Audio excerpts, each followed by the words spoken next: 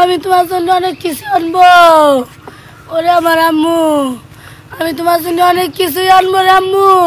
আমার হাজব্যান্ডের কাছে বলছিল, আমি বলছিলাম যে বাবা তোমরা চলে আসো, বললো যে আমার ওই কন্ট্রাক্টর কাকার কাছে বলে দাও আমরা যাতে চলে যাই।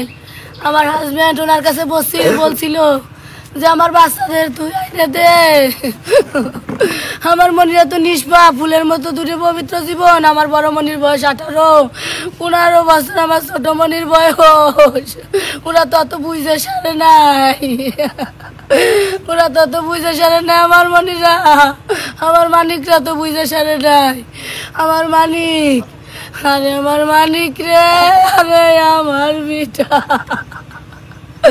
আমি 12টার দিক খবর পাইছি আমার মনিরা হসপিটালে। লিটন ভাই ফোন দিয়ে বলছে আমি 12টার দিক মধুখালী হসপিটালে গেছি। আমার হাজব্যান্ড আমি নসিমন নিয়ে আমার মনিকে পাই নেই। পরে ফোনে শুনি ওই সাব কন্ট্রাক্টর জালন ভাই বললো ওরা 250 বেডে পাই নেই। পরে শোনা খবর শুনি যে আমার মনিরা 500 বেডে 5 তলায়। আমার মনি আমরা যাই দেখি 8-10 জন প্রশাসন বড় ট্যাবে ছবি তুলে রাখছে, আমাকে জন্য ওয়েট করতেছে। আমরা যাওয়ার সাথে সাথে আমাকে বাধা দিচ্ছে, আপনাকে ঠিকানা কই? আমার হাজব্যান্ডের কাছে বললো। আমার হাজব্যান্ড বললো আমার বাড়ি মধুখালী, আমার নাম শাহজাহান খান। কয় দেখেন এই বাচ্চারা ছবি চেনেন কিনা? আমার বড় সন্তান আশরাফুল। আমার হাজব্যান্ড দেখে অজ্ঞানে পড়ে গেছে। আমি সরা দিয়ে লিফটে 5 তলায় উঠে চলে গেছি।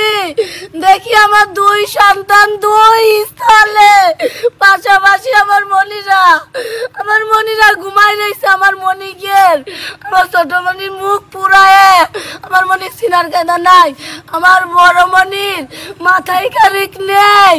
আমার মনির কথা ডাকলাম, আমার মনি কথা বললো না।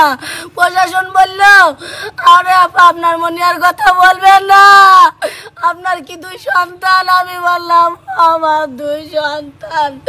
বয়স কত? বললাম 18 আর 15।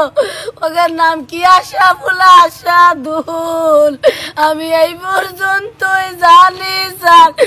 আমার মনিকে যারা মারছে আমি তাকের হত্যা চাই। আমি তাকে তিলে তিলে ওইভাবে মরণ দেখতে চাই। আমার নিজের চোখের সামনে আমার মনিকে যারা আমার লাশ পাঠিয়েছে আমি তাদের ওই মরণ দেখতে চাই।